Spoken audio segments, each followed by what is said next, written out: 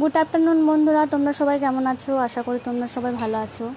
তো এদিকে দেখো লাঞ্চে আজকে দিয়ে দিয়েছি ফার্স্টেই লবণ আর গন্ধরাজ লেবু, তার সাথে দিয়েছি করলা ভাজা পেঁয়াজ দিয়ে, আর এদিকে আছে দেখো পেঁপে ভাজা।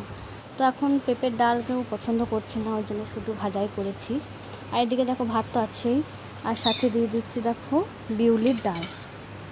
তো মুসুর ডালটা খাওয়া হয় প্রায় আমাদের, আজকে বিউলির ডাল বানালাম। তো সাথে কিন্তু আজকে আলু পোস্ত নেই, আজকে আলু পোস্ত ছাড়াই ডাল খাবো। আর এদিকে আছে দেখো মাছের ডিমের বড়া। তো এটা আলু দিয়ে তরকারি বানিয়েছি, তো এটাও দিয়ে দিলাম। আর বর স্নান টান করে রেডি বসে আছে, কখন আমি ভিডিও করবো করে আমি এখন এগুলোকে করছি। তো এদিকে দেখো তরকারিটাও দিয়ে দিয়েছি, আর এখানে একটা বাটি নিয়ে নিয়েছি।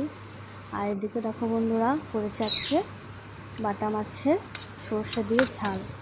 তো কালো জিরে ফোড়ন দিয়ে সর্ষে দিয়ে ঝাল করেছি, পেঁয়াজ আদা রসুন টমেটো মিক্সারে বেটে তারপর সর্ষে বাটনা দিয়ে মাছের ঝাল করেছি।